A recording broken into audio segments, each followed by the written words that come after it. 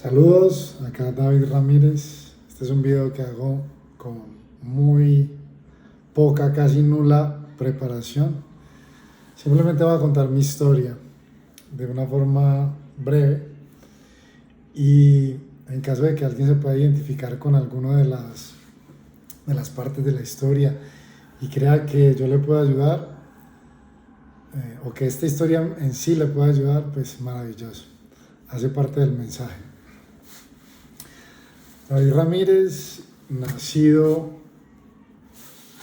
14 de abril de 1987. Discúlpenme si cierro los ojos, simplemente es para hacer memoria. Nacido en Bogotá, con mi padre, mi papá, Jorge Ramírez, una persona que hoy, en este momento, está con 69 años y con una sabiduría inmensa que me ha enseñado mucho. Y hijo también de Fabiola Lizarralde, una de las mujeres más fuertes del mundo físicamente, y resulta que también con una sabiduría muy profunda. En este momento estoy empeliculado con el cuento de el nivel de conciencia y la calibración. Hay un libro que es del doctor David Hawkins, que él plantea un mapa donde cuantifica esa vibración de todo, de las situaciones, de las personas, de las emociones. Y ya me di cuenta por esa caracterización que mi papá está calibrado en más de 600. El que tenga curiosidad y revise a qué se refieren esos números. Mi mamá también calibra en más de 600. Bueno, listo, nazco en Bogotá. Recuerdo muy poco de esa infancia. Recuerdo el edificio donde aprendí a montar en bicicleta. Recuerdo que me gustaba jugar fútbol, pero resulta que conocí a un amigo, Leonardo, en esa época. Yo tenía unos 5 años de edad y jugábamos fútbol, pero los dos nos gustaba era ser arqueros. Y jugábamos a eso, entonces nuestro regalo de cumpleaños eran guantes para tapar y jugábamos en una zona verde que había en ese conjunto. En Bogotá se le dice conjunto, ahora vivo en Antioquia, que se dice unidad residencial. Bueno, ahí jugábamos en ese espacio verde, la cancha eran la distancia entre dos árboles. Luego, en esa época, con mis papás, mi papá, un gran profesional, mi papá es contador público de profesión y digamos que le tocó muy duro en el sentido de que estudió y trabajó al mismo tiempo.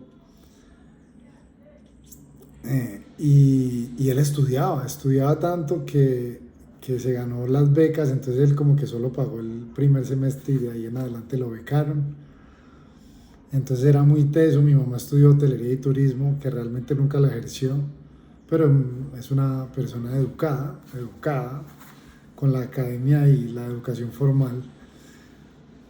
Me criaron y los papás que siempre quieren darle a uno lo mejor.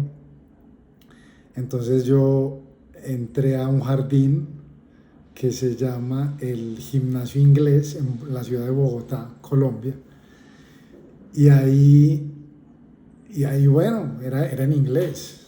Y bueno, yo recuerdo realmente muy poco de eso. Tengo unos pequeños traumas que todavía recuerdo, como por ejemplo que me mandaron a hacer un mandado, un domicilio. Vivía en la zona norte de Bogotá. Tengo un pequeño trauma que recuerdo que voy como por una leche y un pan o algo así. Y cuando regreso, mi casa, vivía en una casa que era como en un segundo piso, con escaleras externas. Y en el camino de regreso, un perro, un niño de 5 años y un perro como un pastor alemán del mismo tamaño que yo empieza a perseguirme y yo corro para salvar mi vida y corro como nunca sentí lo que es la adrenalina para sobrevivir.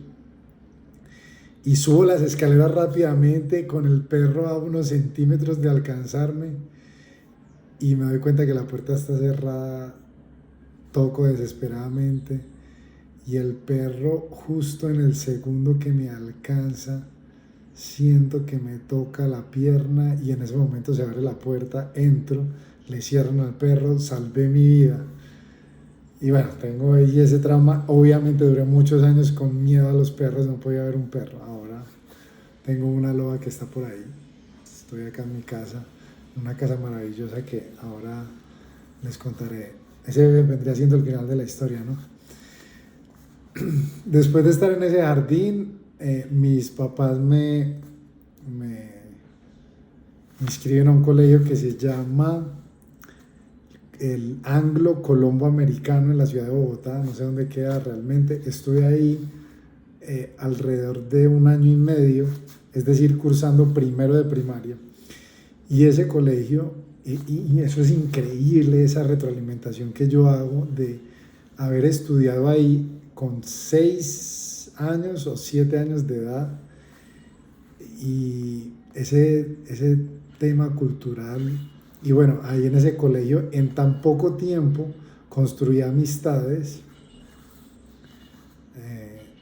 y yo recuerdo que todas las materias eran en inglés, matemáticas, yo no veía ciencias naturales, sino natural science. Me acuerdo de la profesora, me acuerdo de los libros. No es que tenga muy buena memoria, porque me acuerdo muy vagamente, pero sí recuerdo de eso. Y todas las materias eran en inglés, excepto español, que en español nos enseñaban literatura, ¿no? Obviamente, bueno, obviamente no, pero no nos enseñaban a hablar español, sino nos daban cosas de literatura y este tipo de cosas. Recuerdo que gracias a una crisis económica de mi familia, pues mi papá y mi mamá, bueno, tengo un hermano de un año y medio aproximadamente menor que yo, Andrés Ramírez, es mi hermano, mi socio, somos muy buenos amigos, compartimos muchas cosas. Ahora a esta edad, si hicieron la cuenta, este video se publicará en el 2024, es decir que tengo 37 años de edad, con muchísimos aprendizajes, con muchos más que me faltan, pero y también les voy a contar al final del video, o sea, contemporáneamente, sentí que tuve un despertar y una iluminación este fin de semana, y es maravilloso, encontré la paz, llame la paz espiritual o lo que sea, bueno, llegaremos allá. Tengo 6 años, estoy en el colegio Colombo Angloamericano, todas las materias en inglés, menos español, entonces yo no veía matemáticas, yo veía math. Y obviamente aprendo los números y los colores, los conceptos básicos en esa época, con esa edad, solo durante un año y medio.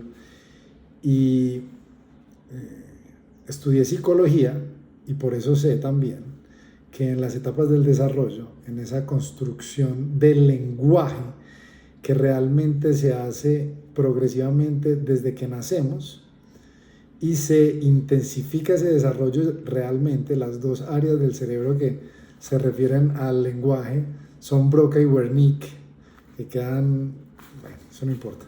En todo caso, hay ese desarrollo neuronal muy fuerte en esa etapa, o sea, cuando estamos muy chiquitos.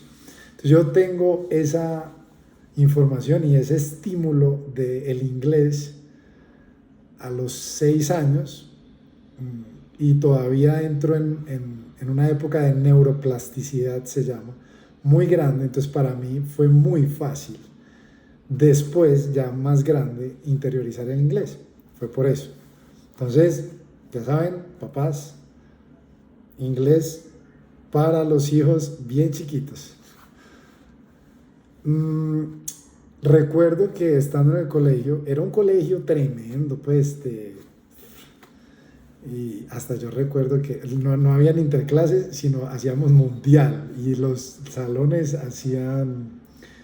representaban un país, y bueno, eso era un ritual súper poderoso, súper grande. No lo quiero juzgar, no lo quiero criticar, al contrario, creo que que es un esfuerzo que se hace culturalmente y que puede ser banal, pero bueno, a mí me pareció muy interesante y en esa época me gustó mucho. Recuerdo que yo era como primero B y primero B, porque habían varios primeros. Me correspondía el país de Bolivia, entonces nos tocaba tener el escudo de Bolivia, la camiseta y todo, bueno, en fin. Recuerdo que en ese momento, esto es una parte muy importante de la historia, y es que recuerdo, bueno, los pupitres y los asientos, todo ese colegio era una infraestructura, pero en esa época, estamos hablando de 7 de 1994, y eso era una cancha de fútbol espectacular, los pupitres, los tableros, todo era increíble. Recuerdo mi profesora allá, Soraya, o no recuerdo el apellido, que siempre se le olvidaba, le pasaba esto. Tenía el lapicero acá y después de cierto tiempo, después de unos minutos, empezaba a decir: ¿dónde está mi lapicero? ¿Dónde está mi lapicero? Y nosotros con 6 años de edad nos cagábamos de la risa viendo que tenía el lapicero ahí en la oreja. Un saludo para Soraya, si en algún momento alcanza a ver este video, que ya no sé cuántos años debe tener, mi profesora, en primero de primaria. Recuerdo también de esa época un día muy importante, que fue cuando me sacaron de ese colegio, y fue mi mamá, fue por mí, porque nos íbamos a vivir a Cartago Valle, donde se crió mi papá, donde yo también me terminé criando y terminando el colegio. Recuerdo ese día, lo recuerdo muy bien porque yo tenía amigos, esas amistades de esa época, cuando uno es niño, que uno se hace amiguito del otro, y de verdad es una amistad muy profunda porque no tenemos el ruido de la mente y de la sociedad y del sistema económico y del trabajo, no tenemos ese ruido, somos niños y somos felices con jugar fútbol, con jugar a lo que sea, con disfrazarnos, con todo eso. Recuerdo que tuve una fiesta de disfraces en esa época, en ese colegio, que sí, para mí fue increíble. Para los más grandes de 10º y 11 también me imagino que debió haber sido así. Recuerdo ese día que mi mamá me recoge, pregunta por mí, salgo yo. Uy, sí, recuerdo lo de esos pupitres, eran como futuristas. O sea, hoy en día serían también súper bacanos. Y nos pedían los útiles escolares, eran una cosa increíble, y el listado, y también eso era costosísimo y todo, y gracias a Dios mi papá y mi mamá pues tenían la posibilidad de pagarme esa educación. Gracias a Dios también ocurrió esa crisis y me saca de ahí. Entonces mi mamá va por mí y recuerdo yo llorando, y ella me jalaba de la mano porque yo no me quería ir. ¿Por qué no me quería ir? Porque no quería dejar a mis amiguitos del colegio. Tengo en mi recuerdo como unas 4 caras. Y recuerdo que ya saliendo y mi mamá jalándome con fuerza, yo me aferro al borde de la puerta, y yo entiendo lo que estaba pasando. Yo entendía que yo no los iba a volver a ver nunca más. Y no los volví a ver nunca más. Tenía 6 o 7 años y recuerdo aferrándome al borde de la puerta, conscientemente, con esa edad, haber tomado una foto mental, que todavía la conservo, de ese momento, de esas caras, de ese uniforme, de la profesora, de eso, y tomo una foto mental porque para mí eran muy valiosos y con mucho amor, o de pronto no amor sino apego. Ahora de pronto entiendo eso. En todo caso, tomé esa foto mental, todavía la conservo con mucho amor. ¿Qué habría sido de mí si yo hubiera seguido ahí? Eso nunca lo sabré.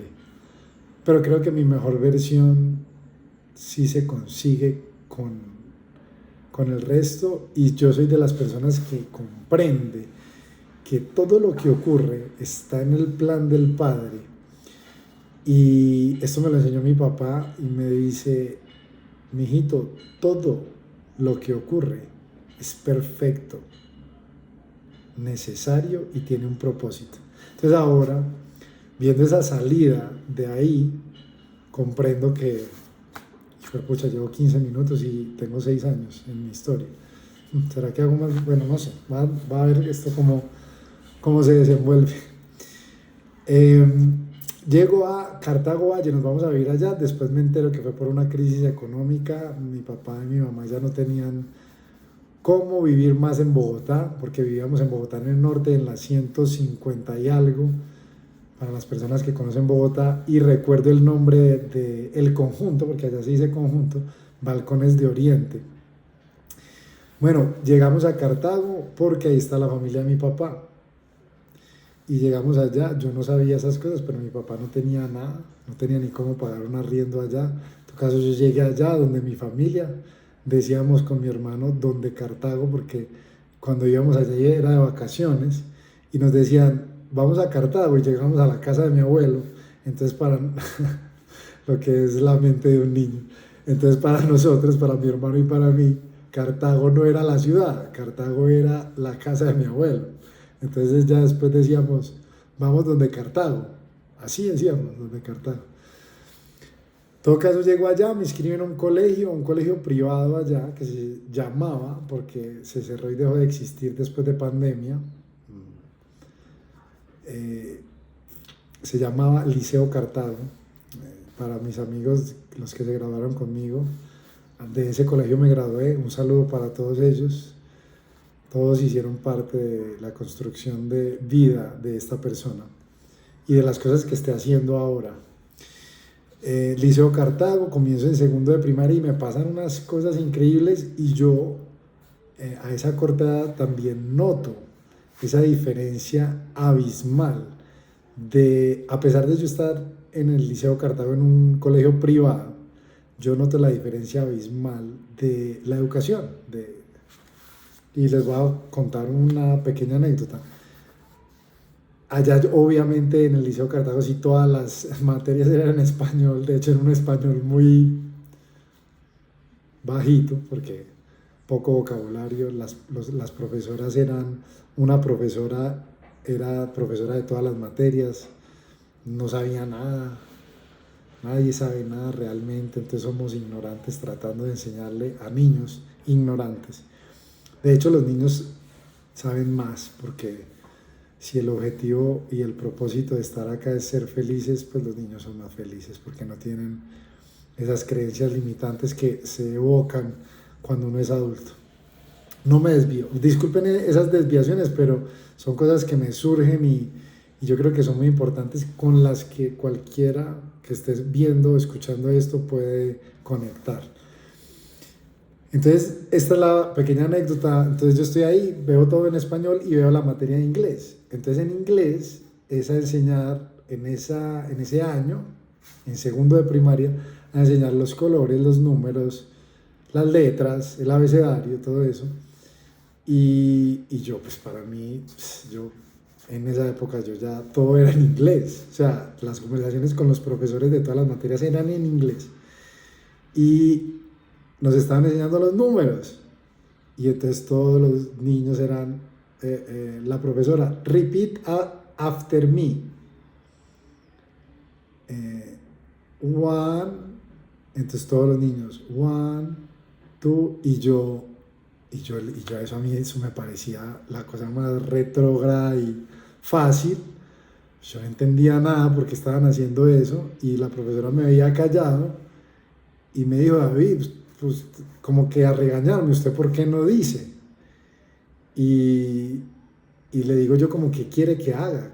Que lea lo que está en el tablero. Y le contesto yo, y me dice, sí. Entonces le contesto yo, 1, 2, 3, 4, 5, 6, 7, 8, 9, 10. Y esa señora se quedó así. Yo tenía 6 años o 7 años. Y esa señora se impactó tanto con que yo, ese niño ahí, el nuevo, porque era el niño nuevo, dijera eso de esa manera. Y recuerdo que salió del salón a llamar a las otras profesoras, así a mostrarles, miren él cómo habla. Entonces, porque yo tenía, obviamente tenía, por tener esa estimulación temprana que les comenté ahora, tenía mejor pronunciación. Yo no tengo una pronunciación como un nativo, pero pero no hablo como Karol G o Álvaro Uribe inglés. Entonces hablaba un poco mejor y ya, eso fue. Listo, segundo de primaria, sigo creciendo, empiezo a aprender un montón de cosas. Por ejemplo, les cuento este otro trauma que recuerdo de esa época. Un trauma ahí rarísimo, rarísimo. Yo no sé si tú que me estás escuchando esto, recuerdas que cuando uno era niño decía como que si uno se encontraba algo era de uno. Ahora, yo hace unos años aprendí que uno no es dueño de nada. Somos administradores transitorios de las cosas materiales.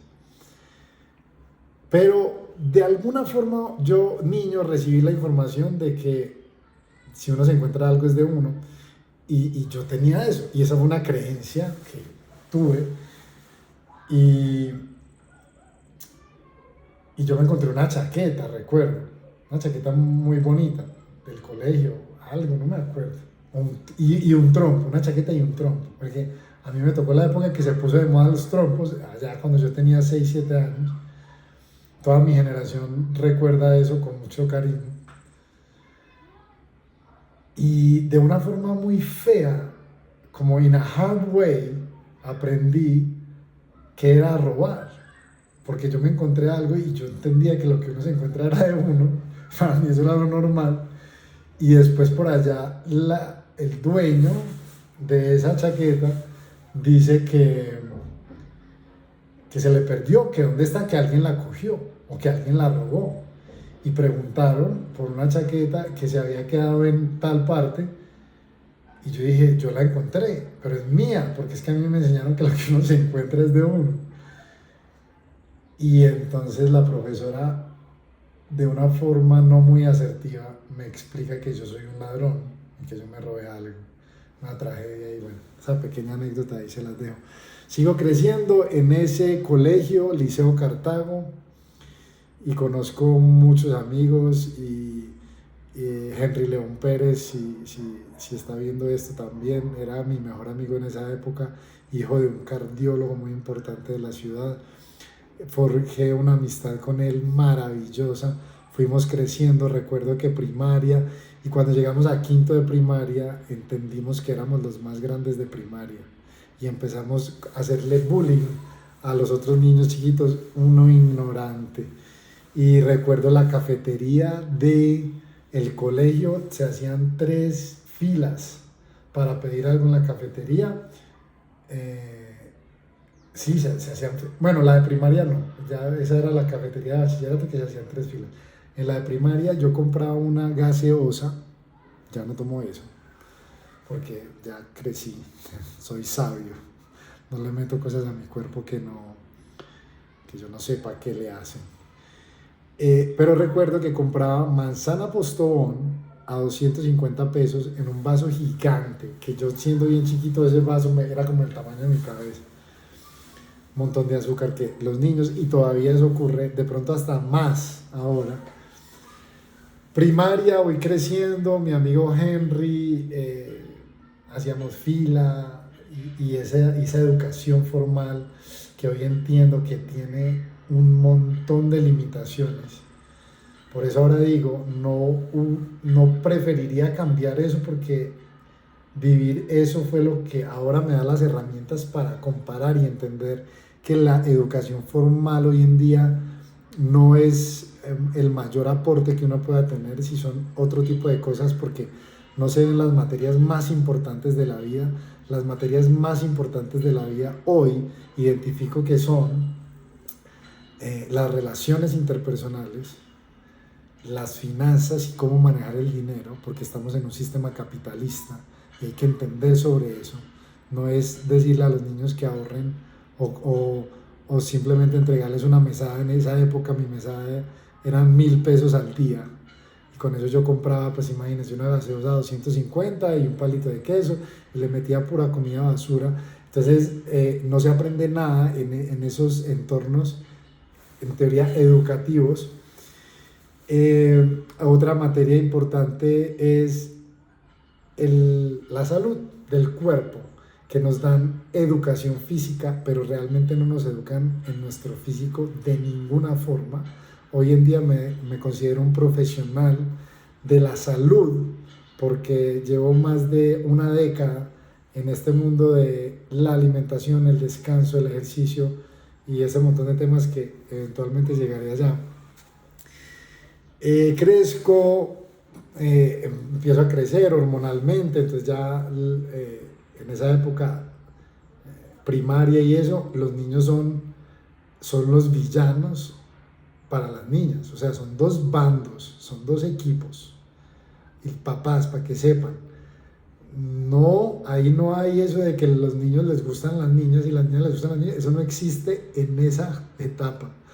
Somos dos y los niños se juntan con niños y las niñas se juntan con niñas y tienen juegos diferentes porque tienen roles diferentes, porque tienen construcciones biológicas diferentes, porque tienen construcciones sociales diferentes. Después entendí, después comprendí que la división de lo social con lo biológico es una división que el hombre construyó, pero eso todo está ahí metido porque la forma de comportarse de una mujer o de una niña está determinada por esas dos cosas que pueden ser la misma y por eso son comportamientos diferentes. Listo, voy creciendo, entro a bachillerato, recuerdo que en ese crecimiento hormonal, recuerdo yo en bachillerato empezar a pensar que las niñas ya no eran el enemigo y que ya antes me gustaban, pero es muy difícil porque uno no sabe nada, uno sabe que tiene un instinto biológico ahí, que hay algo que se siente rico al estar cerca de las mujeres, o hay algo que lo hace uno mirar más. No crean que que era un niño morboso, simplemente una observación de las modificaciones hormonales que van ocurriendo en la vida a esa edad. ¿Cuántos años tiene uno en sexto en bachillerato? Creo que, bueno, me salté un pedazo gigante. Me salté un pedazo gigante que fue que a los 10 años de edad, recuerdo yo mi estantería de juguetes preferidos, tenía unos Transformers preferidos, tenía un montón de juguetes. No llenen a sus hijos de juguetes así como que no les caben en donde viven. No, un niño de verdad es muy feliz con muy poco. Con un juguete es feliz. El juguete se lo puede imaginar. O sea, no crean que ahora cuando uno es grande sí cree que la felicidad depende de los juguetes, de los juguetes externos, de los juguetes de adultos, que son los carros y que son la ropa y que son esas cosas externas o esas fiestas. Todo eso son los juguetes o las drogas o esa cosa de este plano material que realmente no. Los niños tú les pasas un lapicero y les dices que este lapicero es una espada y se arman el cuento y son felices diciendo que son los guerreros con la espada. Entonces hay un montón de cosas ahí muy interesantes con la infancia. En esa época, yo con 10 años, ocurre algo y es que se pierde mi juguete favorito, un Transformer que lo recuerdo muy bien. Era un Transformer que era un águila que se convertía en jet. No se me olvida, yo puedo ver, tengo la imagen clara y profunda de ese juguete y se me perdió y yo lo empiezo a buscar. Y lo empiezo a buscar y a buscar por toda la casa y lo empiezo a buscar por toda la casa. En ese momento vivía en una casa en Cartago Valle, de esas casas antiguas que tienen baldosas de colores ajedrezadas, con unos colores súper criollos, típicos, tradicionales. Amarillo quemado con vino tinto, era ese ajedrezado.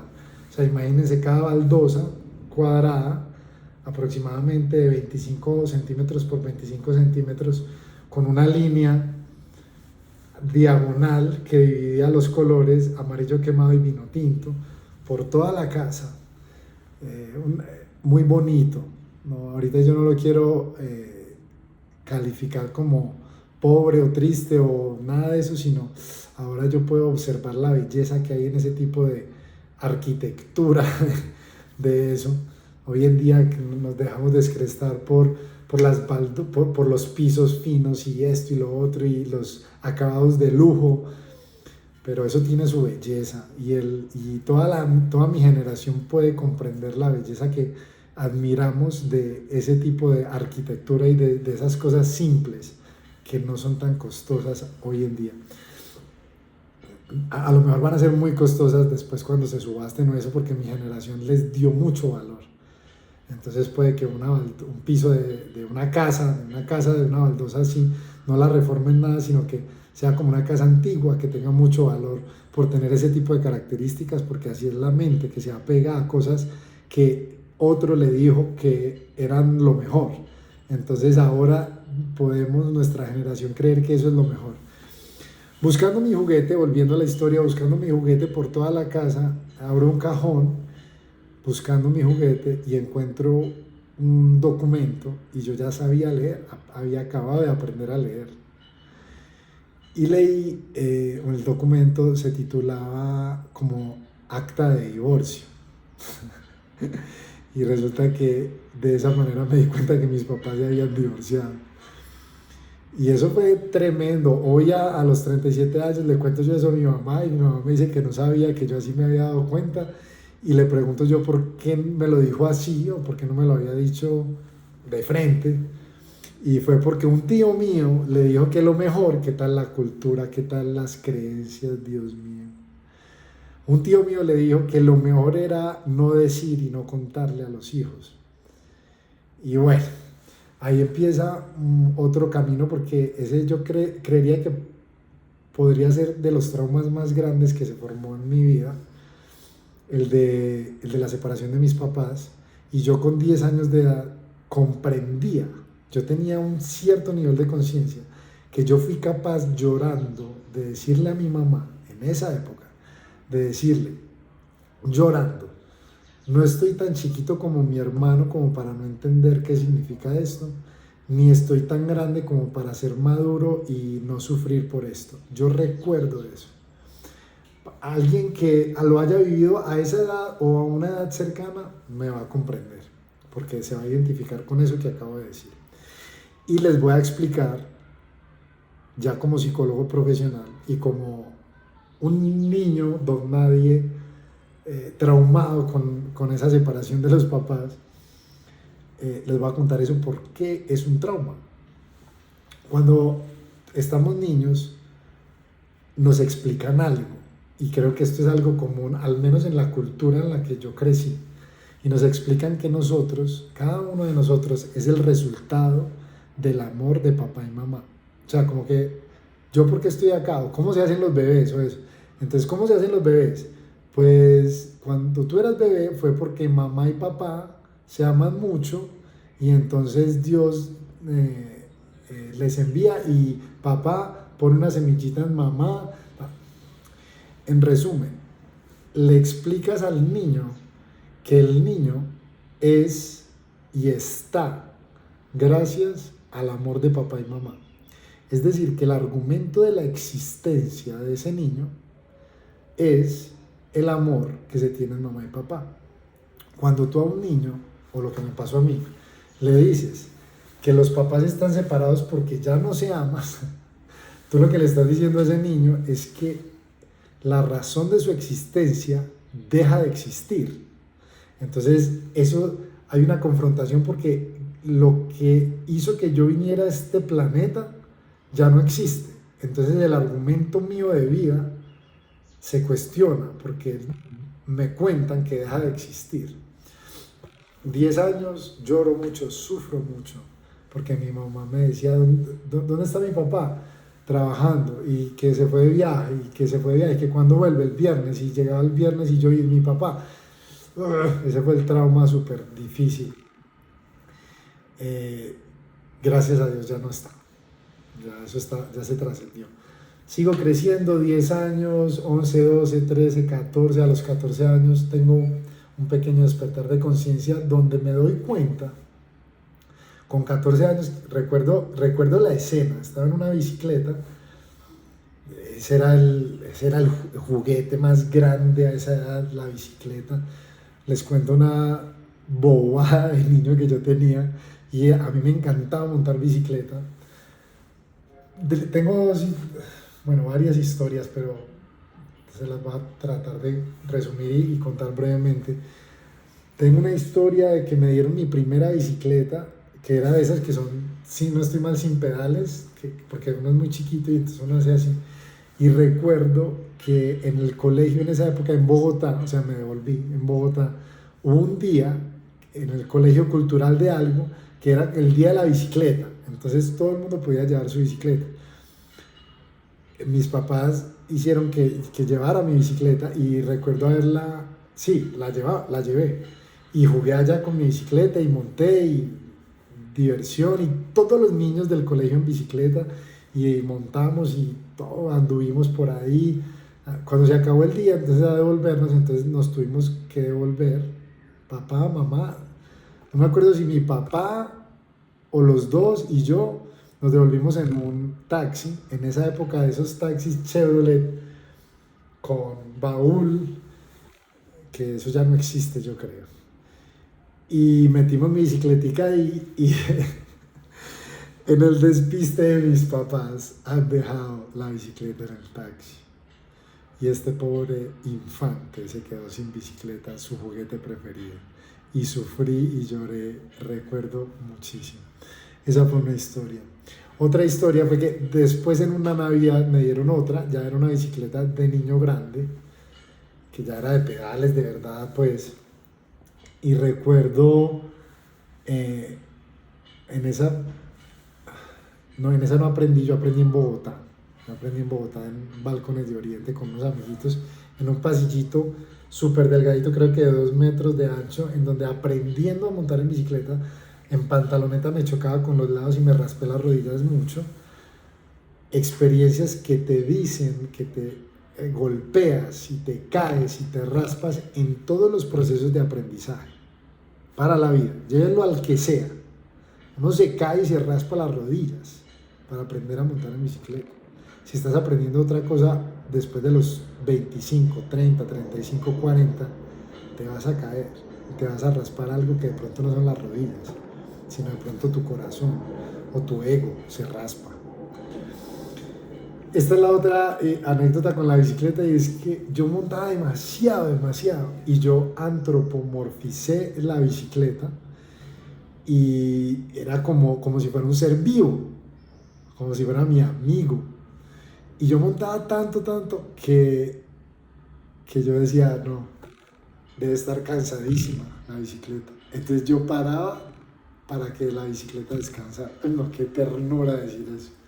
Dios mío. O qué bobada, ¿no? Bueno, sí, qué huevo. Pero yo funcionaba así. ¿Y cuál era la tercera con la bicicleta? Bueno, creo que ahí está. No, ahí está. Se me olvidó. La tercera historia de la bicicleta. Listo. Entonces voy creciendo. Ya estoy en Cartago. El tema de las niñas. Llega la masturbación, ese tabú tan grande. Me contó un amiguito que si uno, así me di cuenta yo de eso, yo no vi en películas, ¿no? Eso fue una cosa muy fea. Ese tema de la educación sexual es lo mismo, o sea, los adultos en esa época, no sé ahora, pero en esa época, por alguna razón extraña, creían que si no se decía la separación de los papás, el resultado iba a ser mejor.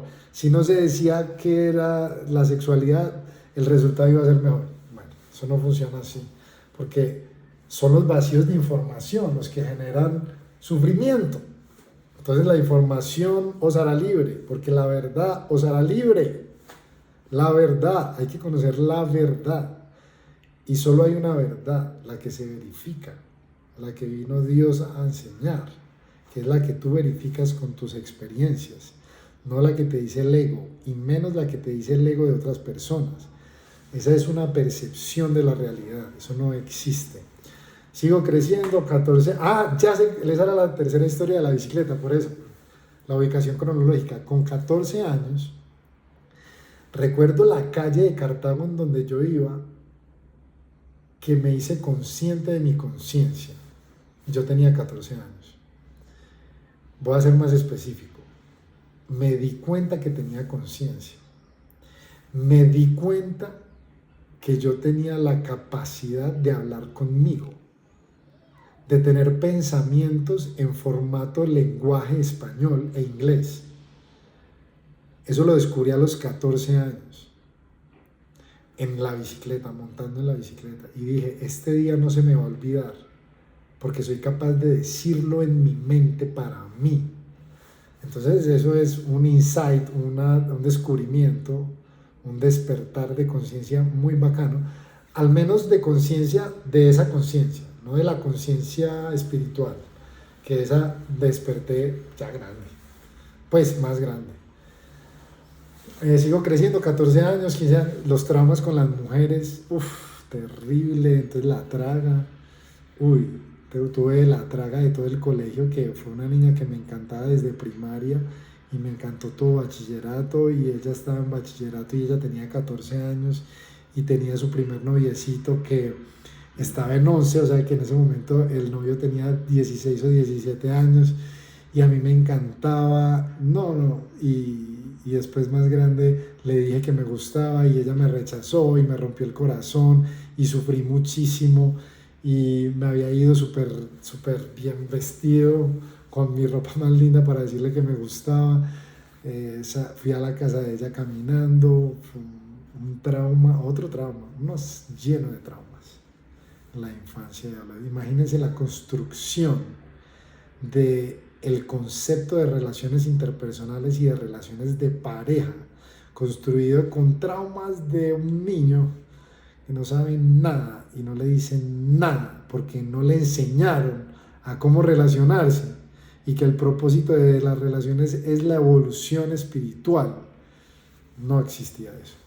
Seguí creciendo, mucho sufrimiento, amigos, amistades verdaderas, tuve relaciones con dos amigos o tres amigos que los llamé primos porque eran sobrinos de la segunda esposa de mi papá, Jalil Magaldi, Rafael Ignacio Laporte y Freddy Laporte. En ese momento se introdujo la tecnología, entonces ya teníamos computadores en casa. Beni, María Benilda Serna, la segunda esposa de mi papá, una odontóloga muy reconocida en la ciudad en esa época, tenía modo y tenía lujos para esa época y carro y tal, y nos compró, recuerdo, un computador tremendo en esa época, el mejor que se podía conseguir armado. En esa época costó 2,5 millones en esa época, estamos hablando del 2001 por ahí, algo así, sí, el 2001. Bueno, sigo creciendo. Messenger, para los que se acuerdan de Messenger, zumbido, uno llegaba del colegio a conectarse para que los otros que estaban conectados vieran que uno se conectaba. Ahora tenemos WhatsApp, o sea, eso no existía, o sea, eso fue increíble porque eso fue un gran mediador de las relaciones sociales, de las relaciones interpersonales, cómo hablar, cómo conquistar, cómo echar labia, cómo ser amigo, todo. Y las trasnochadas en el computador eran en Messenger. Súper interesante eso. Otra cosa, yo hoy en día tengo una capacidad de mecanografía que hoy en día en mi trabajo, bueno, yo creo que ahora todo el mundo le serviría. Yo manejo todos mis dedos para escribir, yo escribo muy rápido en el teclado de un computador, soy capaz de escribir como a velocidad de secretaria sin mirar. Así, yo soy capaz de escribir así.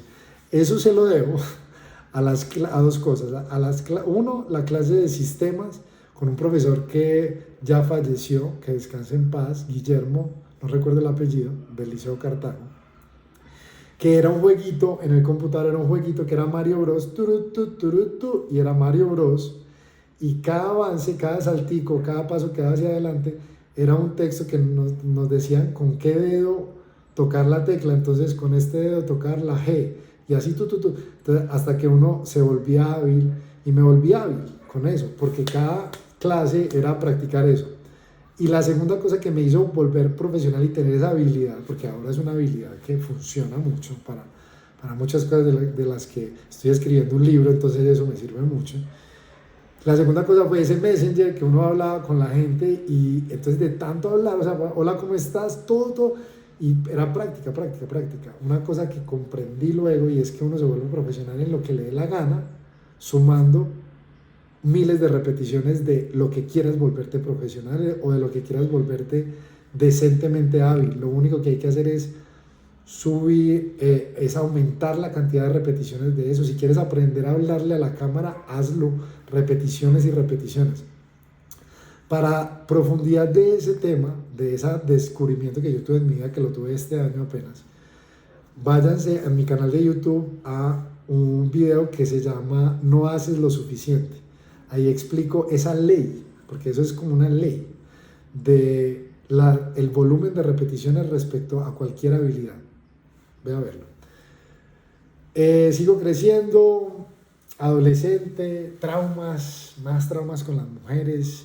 Entonces yo tenía una niña que me gustaba, me rechazó, un mejor amiguito, ese mejor amiguito se metió con esa niña, me rompió el corazón, unos dramas que vivimos nosotros en la adolescencia.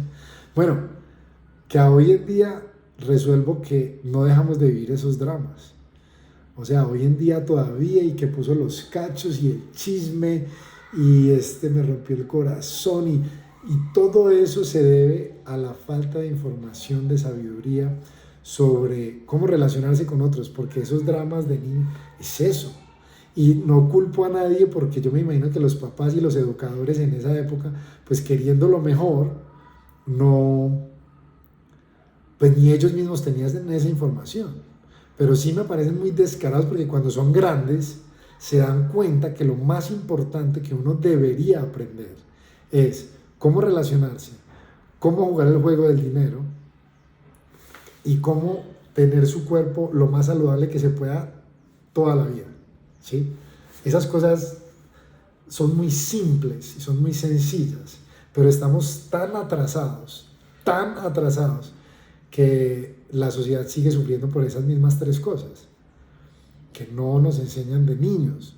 Por eso yo con mi hermano tenemos un proyecto espectacular que se llama Yo Soy Freedom, que hace eso, enseña a las personas grandes, adultas, lo que no nos enseñaron en la época de la infancia y de la adolescencia, sobre cómo es el juego del dinero, porque nadie nos enseñó nada, ni a administrar, que ahorrar para qué, nada nos enseñaron de eso.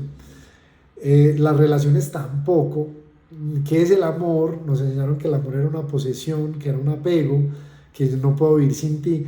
Y sobre la salud, que el pilar fundamental de la salud era el reposo. Entonces por eso todo el mundo se quiere quedar quieto, y porque mi ego es perezoso y quiere esforzarse menos para lograr cosas grandes, entonces el ego se queda quietico y nos quedamos quietos y el cuerpo se atrofia y el empaque se atrofia. Entonces no queremos estar feos o gordos o enfermos, pero no hacemos lo que debemos hacer. Bueno, ese es otro tema muy interesante.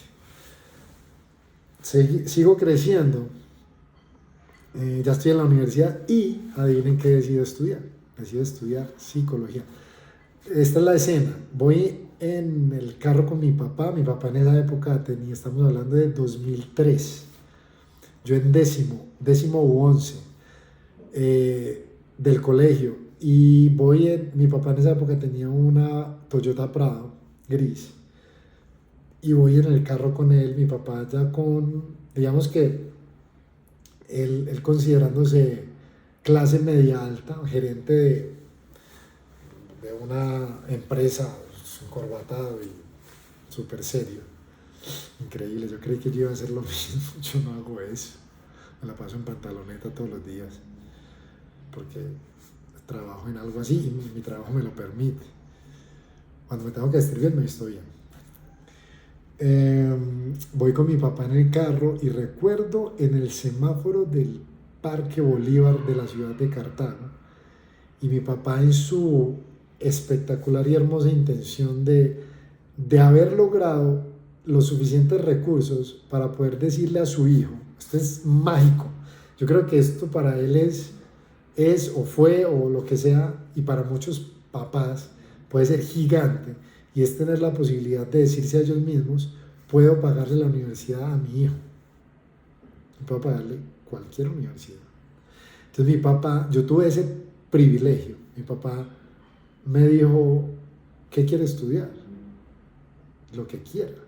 Entonces él, en ese afán de ser buen padre, y se lo respeto porque eso es lo que todo el mundo pretende, ser buen padre, buen hijo, buen hermano, todo, buen novio, buen esposo.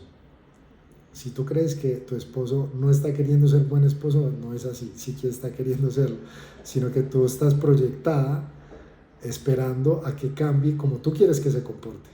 Pero él en el fondo está buscando cómo complacerte y cómo ser buen esposo y cómo ser buena persona. Que se equivoca ante tus ojos. Ante los de él está haciendo lo mejor que puede. Bueno, me encantan esas desviaciones espirituales del inconsciente. Entonces, me para mi papá en el carro y me pregunta, ¿qué quiere estudiar? Entonces le digo yo, psicología. Y mi papá frena así como en las películas. Y me mira, psicología. David, ¿usted quiere hacer una carrera para ser un simple psicólogo?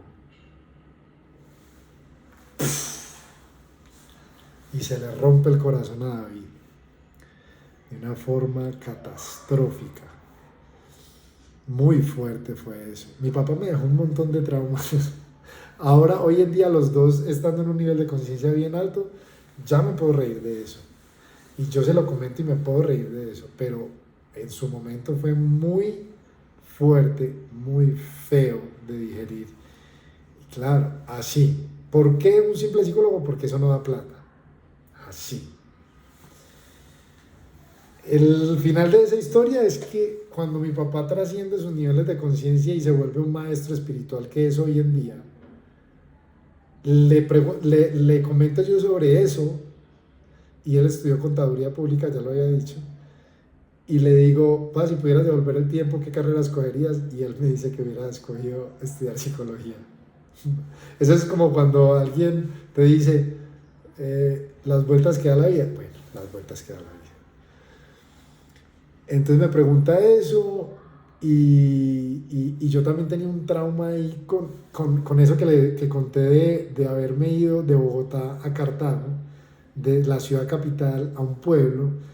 En esa infancia y en esa adolescencia, yo por alguna razón, extraña razón, ojo, esto es un trauma que casi todo el mundo tiene, todo el tiempo, hasta grande, y yo generé algo, un apego, y fue que yo, al pasar a Cartago, y en Cartago empecé a tener mis traumas, a sufrir, y por alguna razón yo dije, es que yo soy de Bogotá, entonces si yo viviera en Bogotá, allá sería feliz. Entonces eso permaneció toda mi adolescencia hasta el colegio. Entonces cuando mi papá me pregunta dónde quiere estudiar, yo le digo psicología en Bogotá, porque quería regresar allá, porque yo decía, la gente en Bogotá es más evolucionada, porque yo me sentía superior en Cartago, superior por lo que les conté del inglés y de esa educación que tuve, que fui privilegiado. Después me doy cuenta que no necesariamente yo era mejor, ni más educado, ni superior, ni nada por eso. Soy superior en otras cosas puntuales. Sí, bueno, eso es otro tema. Por ejemplo, para hablar. Si mis compañeros de Cartago fueran tan buenos para hablar en público o algo, recuerdo que ingresé a un concurso de hablar en público en 11º y hablé sobre la educación. Increíble, o sea, es un discurso que sería buenísimo. Y no gané el concurso porque a los jurados no les gustó, porque se sintieron identificados y se sintieron juzgados. Los jueces se sintieron juzgados. En todo caso, yo sé que soy bueno en eso, y soy mejor que muchos. En esa época, mejor que todos mis compañeros, en esa habilidad en específico. Y ya olvidé por qué estaba hablando de eso. bueno, estaba en el colegio. Entró, sí, porque creía que en Bogotá la gente, como yo venía de allá, entonces yo creía que era superior, que era mejor. Entonces yo quise devolverme como un trauma. Y mi papá, en su cosa de complacerme y sí, de complacer a su hijo, me acepta. Con mucho enojo, con mucha cosa con él, como, o sea, mi papá, como todos los papás, quieren un camino seguro para sus hijos. A ver, el papá es el hombre de la casa, el hombre biológicamente es el protector y el proveedor. Entonces él se siente muy bien diciéndome que me puede proveer de educación, se siente realizado por eso, pero él también me quiere proteger de todo, de cualquier sufrimiento, de cualquier cosa. Entonces, si yo le digo que voy a estudiar una carrera, ojo esto, papás e hijos que están en esa transición, esta es la razón por la cual los papás tienen esa intención de que los hijos estudien lo que ellos quieren que estudien, como mi papá, que quería que yo le dijera que iba a estudiar o medicina o derecho o ingeniería o administración de empresas o negocios o una carrera de esas que a la final, independientemente de la carrera, tú puedes ser lo que quieras y puedes ganar plata si quieres o no. Eso es otro tema diferente que no depende de lo que yo puedo ganar mucha plata siendo psicólogo, que lo estoy haciendo, porque estoy ganando otras habilidades. Por ejemplo, la habilidad de ganar dinero en este momento. En este momento es el momento de mi vida en el que más abundante me he sentido, no necesariamente en el momento en que más he tenido cosas, porque uno va comprendiendo esa relación. Ya tuve el carro de mis sueños, que era un Mini Cooper, ya no lo tengo, pero cuando lo tenía me sentía más pobre. Bueno, eso es otra historia. Pero acabando con el cuento, ¿cuál es la razón? Que el papá quiere proveerte, ya lo está logrando, entonces él se reafirma su rol de proveedor de educación en este caso, pero como él te quiere proteger, entonces él te quiere proteger del sufrimiento que posiblemente él tuvo o ha tenido o tiene de no tener suficiente dinero. Entonces él relaciona esas profesiones y esas carreras, unas con que se genera más dinero, otras con que no. Entonces, si él promueve que tú estés en esas, es para protegerte, porque es el camino seguro. Es el camino seguro de, va a la universidad, estudia esta carrera que tiene más probabilidad de tener un trabajo y un trabajo que pague mejor. Entonces es el camino seguro. Pero eso no quiere decir que sea el mejor camino, porque es seguro en su percepción. Él como proveedor de seguridad, de protección, por eso es lo que él quiere. Ahora, apenas ahora yo entiendo eso. En ese momento, simplemente lo que yo entendía es, mi papá no me apoya. Ese era mi papá no me apoya en mi carrera. O bueno, me apoya porque él dijo que me iba a apoyar, pero eso no era lo que él quería. Y después él se tiene que desapegar de eso. Y después de que se desapega, lo trasciende y después él quiere lo que yo quería. Brutal. Y después entiende que todo eso fue perfecto. Y que todo ha venido siendo perfecto.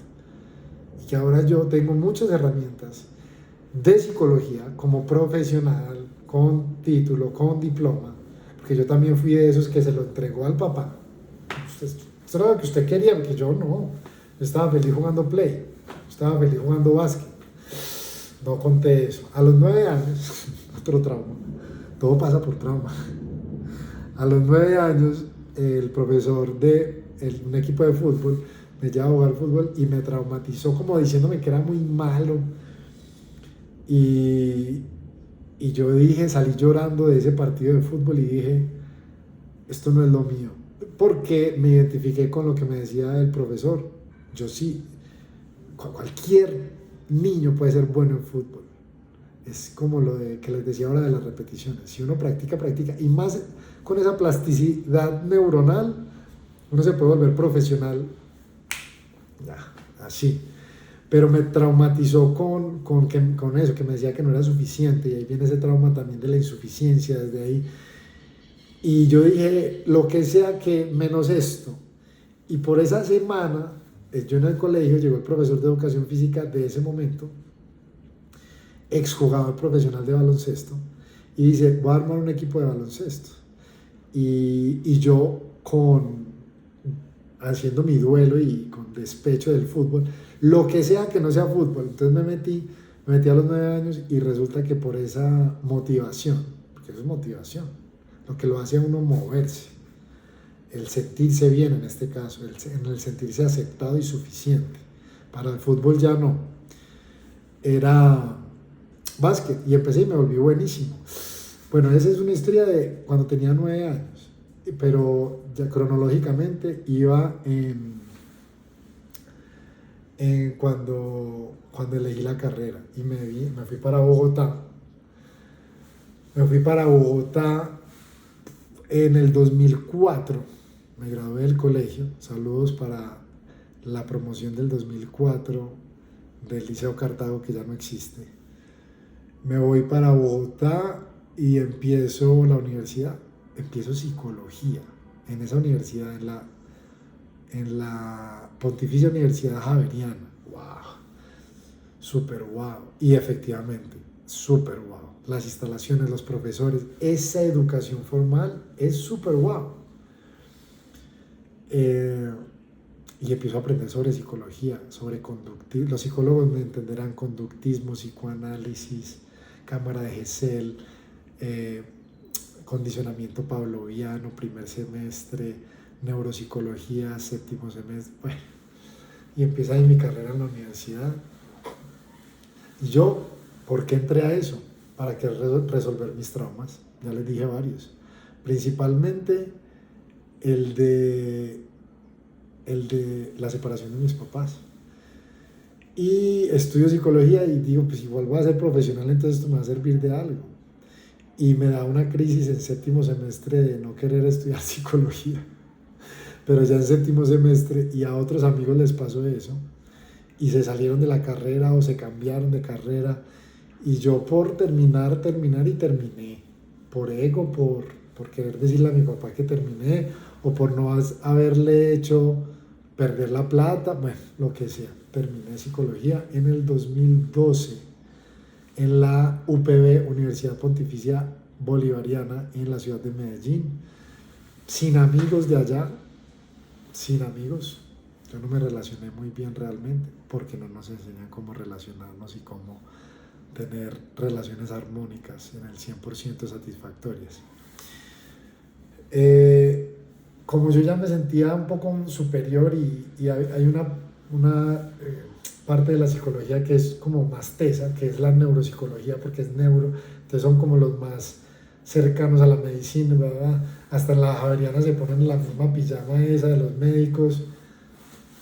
En fin, entonces también me entusiasmé con la neuropsicología, me peliculé un poco con la neuropsicología, me parecía apasionante porque la neuropsicología es sobre los procesos superiores, lenguaje, memoria, atención, inteligencia, todo esto. Me apasioné con eso, wow, y decidí hacer un énfasis en eso, en neuropsicología, y terminé haciendo la práctica en eso. Bueno, hice 2 prácticas, una psicología organizacional dentro de la misma universidad de la UPB, lideré un programa de aprendices, o sea, el de los practicantes. Yo era un practicante que lideraba el programa de practicantes, aprendí cosas allá como legislación sobre eso que las empresas deben tener en esa época. Por cada 20 colaboradores, un practicante, bueno, en fin. Pero después hice práctica en neuropsicología, que aprendí muchísimo. Aprendí muchísimo sobre procesos superiores, pero también aprendí mucho sobre el trabajo ese. Y ese trabajo me parece horrible hoy en día. Aplicar pruebas neuropsicológicas. Discúlpenme las personas que son apasionadas con eso. A mí hoy en día eso a mí no me satisface, porque me parece muy vacío, con todo el respeto. De ahí sale, por ejemplo, aplicábamos Wechsler, que es la escala, es la batería de pruebas de la inteligencia, o sea, en términos del famosísimo coeficiente intelectual. Entonces allá nos llegaba, yo trabajaba en el Hospital Mental de Antioquia, hice la práctica ahí, terminé y me contrataron ahí cuando me gradué. No me pagaban muy bien, no quiero juzgar eso porque me pagaban lo que me tenían que pagar, un salario perfecto. aunque era como profesional, y como la promesa de que si tú estudias una carrera profesional es que te van a pagar mejor, y no. Entonces viví eso, entendí muchas cosas de la neuropsicología, de la infancia, de la adolescencia, trabajé con adolescentes drogadictos de la calle, un montón de cosas súper tesas, aprendí mucho, agradezco mucho esa experiencia, me dio mucho, sigo creciendo y se viene otra de las experiencias más tesas de mi vida, que es que, uy, por esa época yo me consigo una novia tremenda, una mujer espectacular. No voy a decir el nombre para que después... Una muy buena mujer. Eh, Ahora no me interesa, por ejemplo, hablar con ella ni nada. Es una muy buena mujer que está en otro país y está casada. No sé si ya tiene hijos. Pero una muy buena mujer, muy amorosa, llena de traumas también. Pero yo recuerdo haberme dicho esta frase cuando yo la conocí y la conquisté. O sea, nos hicimos novios. Esta fue mi conclusión.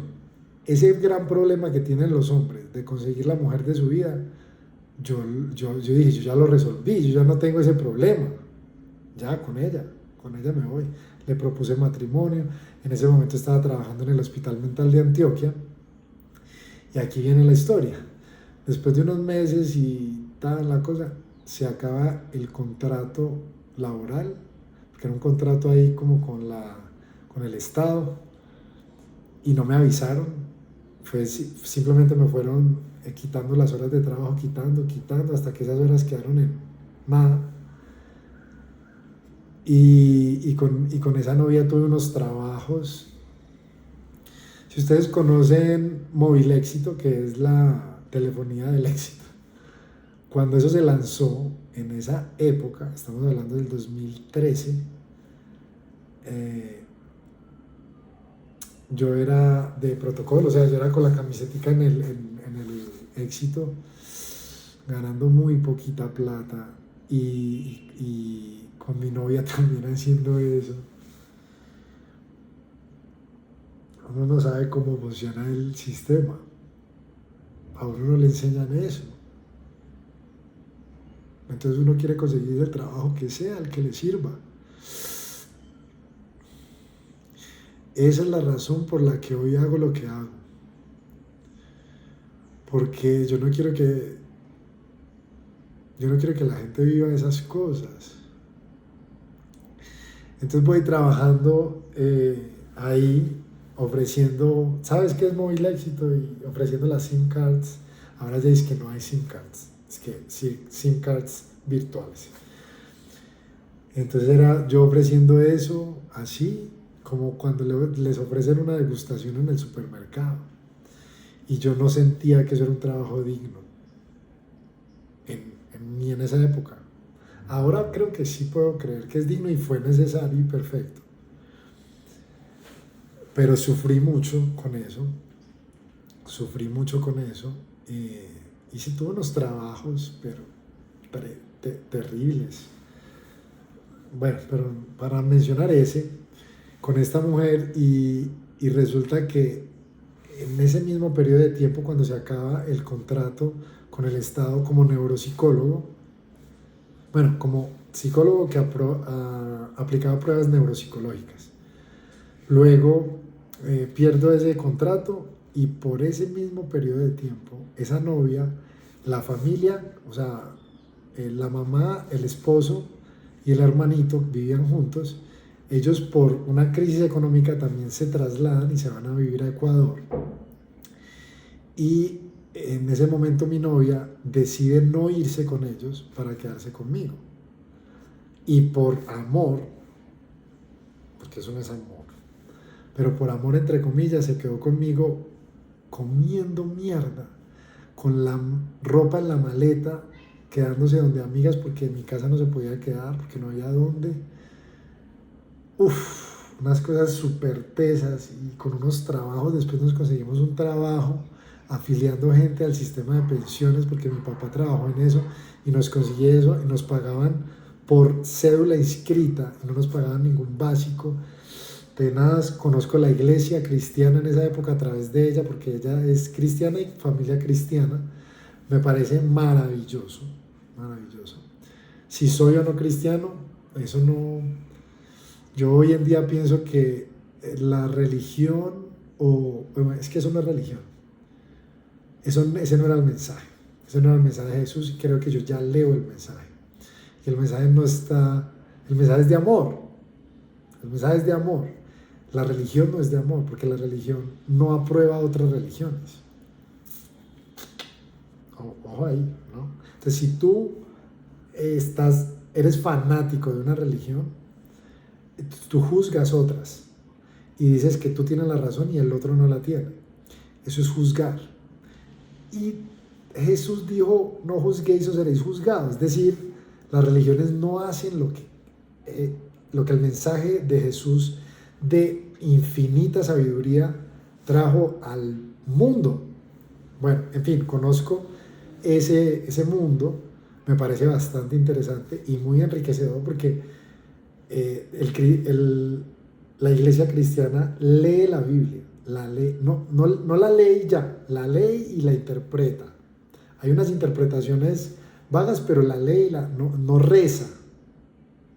Hace oración y también lee la Biblia. Entonces, hay mucha sabiduría ahí. Recibí en esa época eso y fue maravilloso. Entonces, con ella iba a la iglesia, entonces éramos una relación hermosísima, con muy poco dinero, con esos trabajos horribles. Bueno, no son horribles porque no los quiero juzgar, porque me forjaron como la persona que soy hoy.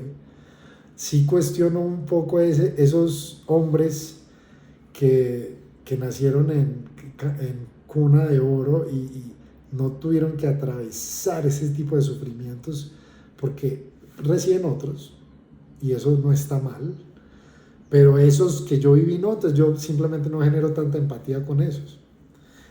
Yo entiendo que lo satisfactorio de obtener cosas nuevas es primero no haberlas tenido. Por eso un carro que el papá le haya dado al hijo, que es una bendición y que si el papá lo puede hacer maravilloso y si lo quiere hacer maravilloso, pero es muy diferente a la sensación de endorfinas que da haber trabajado por eso, X tiempo, X esfuerzo, mucho esfuerzo, y haber logrado el mismo carro, ¿sí? Me desvío otra vez, perdón, este es uno de mis aprendizajes. Quiero contarles que ahí surge otro de mi trama, que se me acaba ese trabajo como psicólogo y esa novia que yo le dije que nos casáramos, me deja.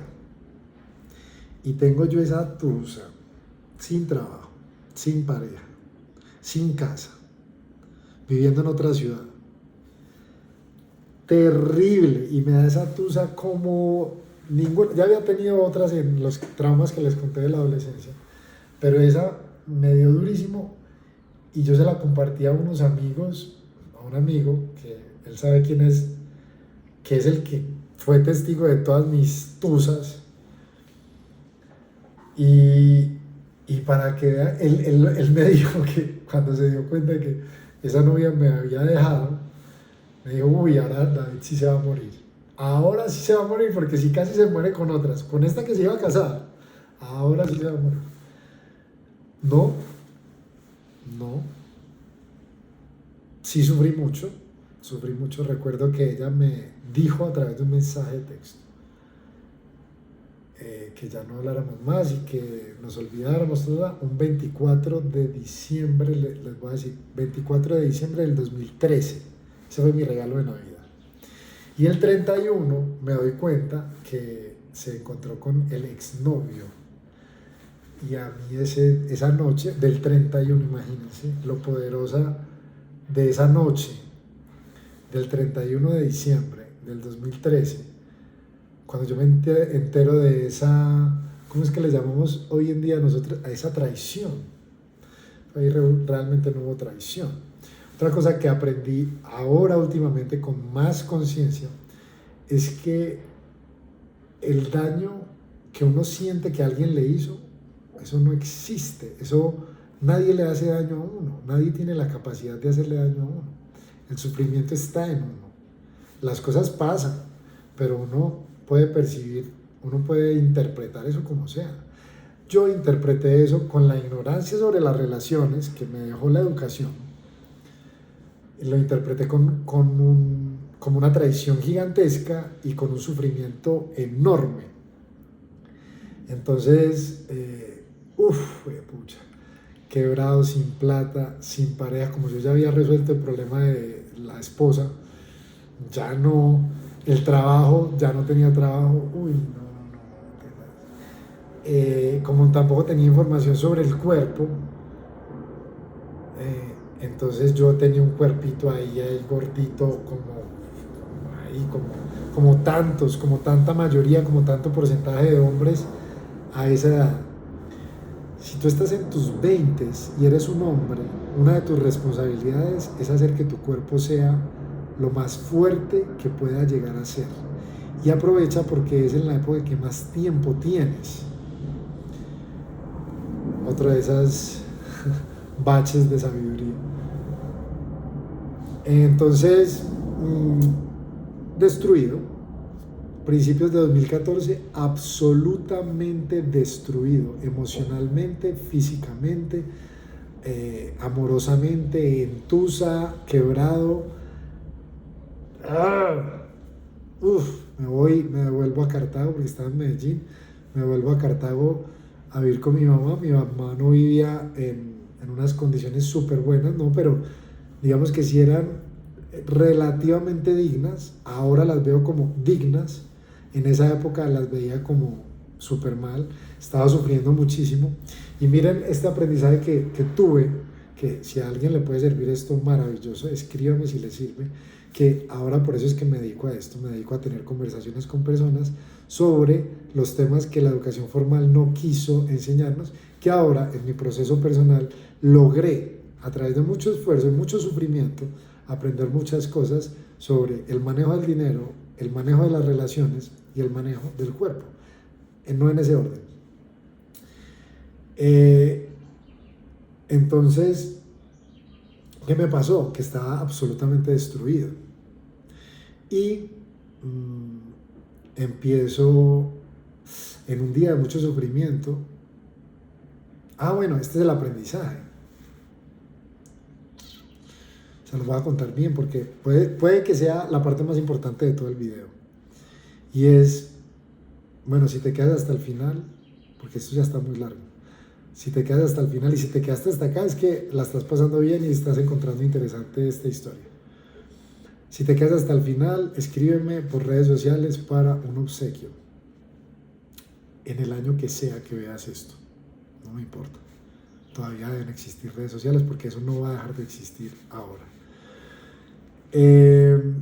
¿Cuál fue el aprendizaje? Entonces imagínense que yo sufría muchísimo, en lo que es una depresión, hijo de pucha, y llorando todos los días, y terrible, y qué pesar mi mamá que le tocaba eso, y lloré, y yo decía, a ver, yo soy psicólogo, yo algo debo saber de cómo manejar esta situación, porque este sufrimiento está muy duro y no me va a morir acá, yo no me voy a morir por esto.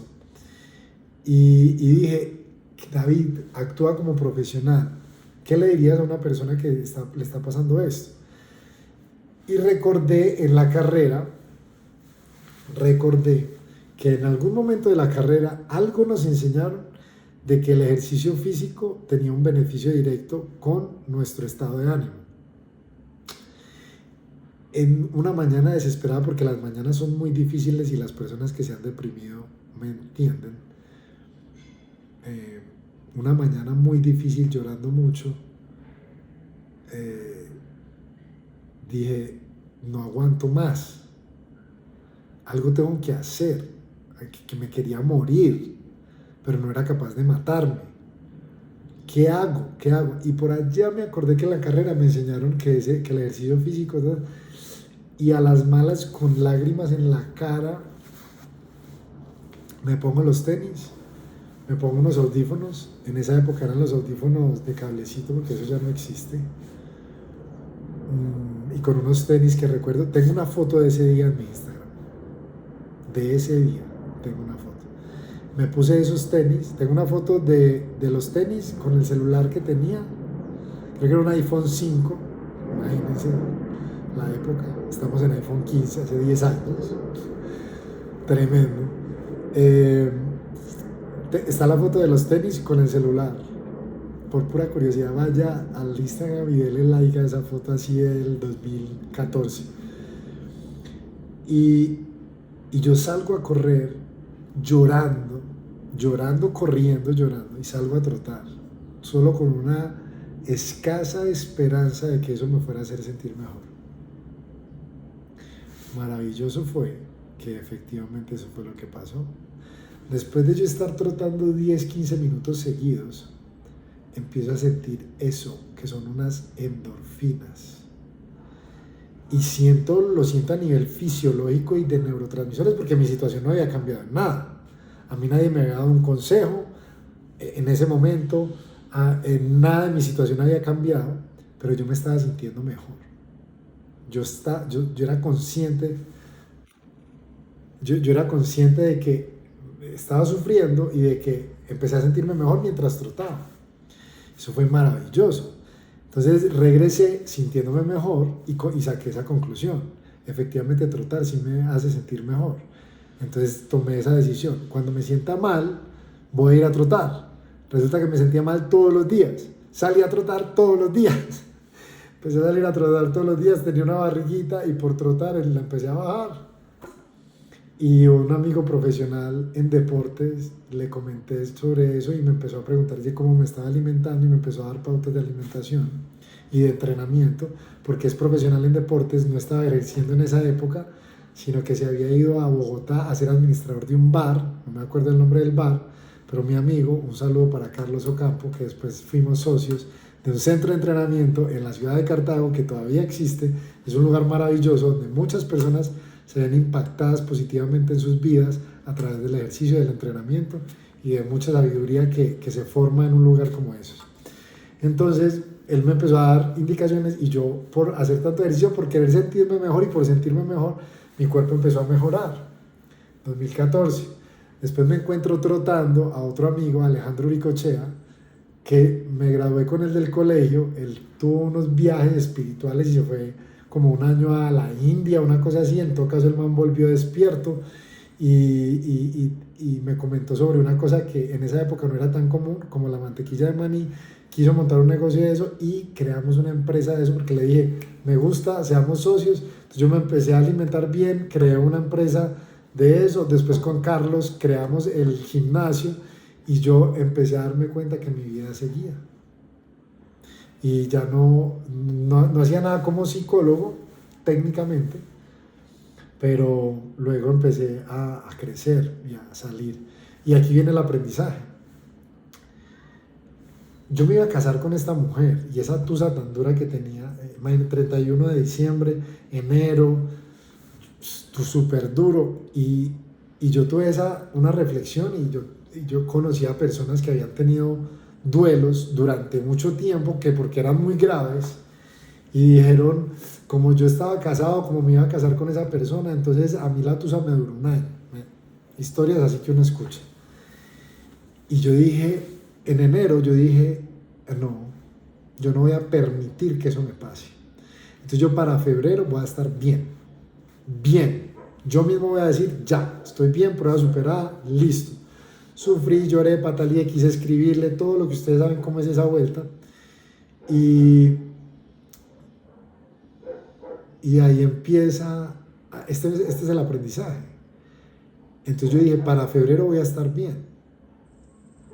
Era como un mes de diferencia. Entonces a mí me duró un mes, porque yo en febrero dije, estoy bien.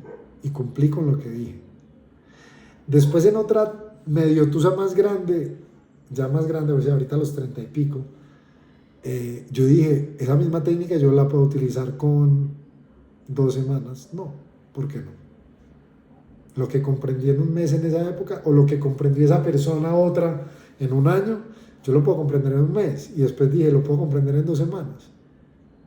Y después, ¿por qué no en un día? Porque yo no decido sentirme bien o superar una tusa o hacer esto hoy lo decido.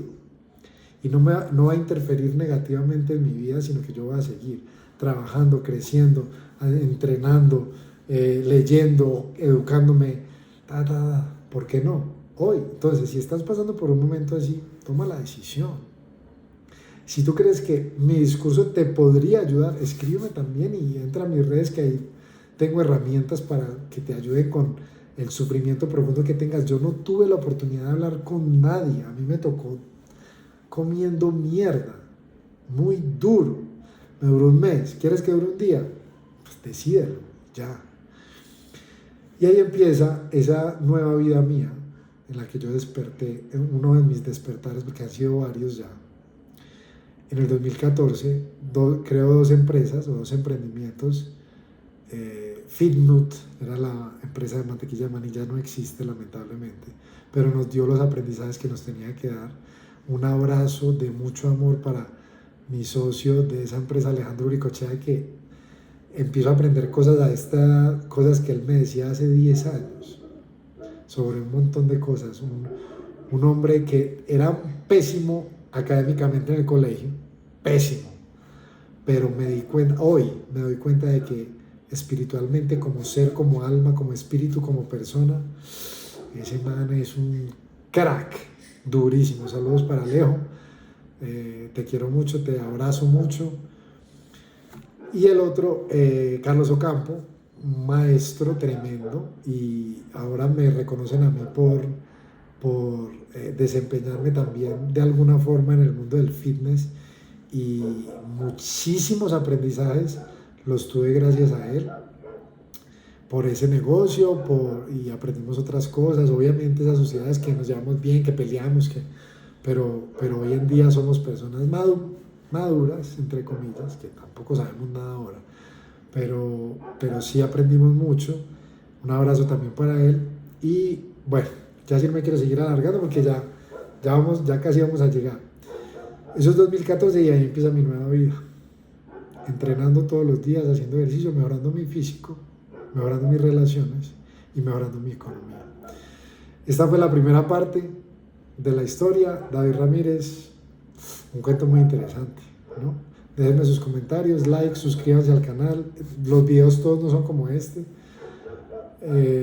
Y bueno, para las personas que sienten que están... El regalo, hasta este es el final, este es el regalo. Escríbanme a redes sociales, @David Ramírez @David Ramírez oficial _ y me piden el regalo. Vi tu video, dame el regalo. Es un regalo que a lo mejor te va a impactar mucho y te va a servir mucho.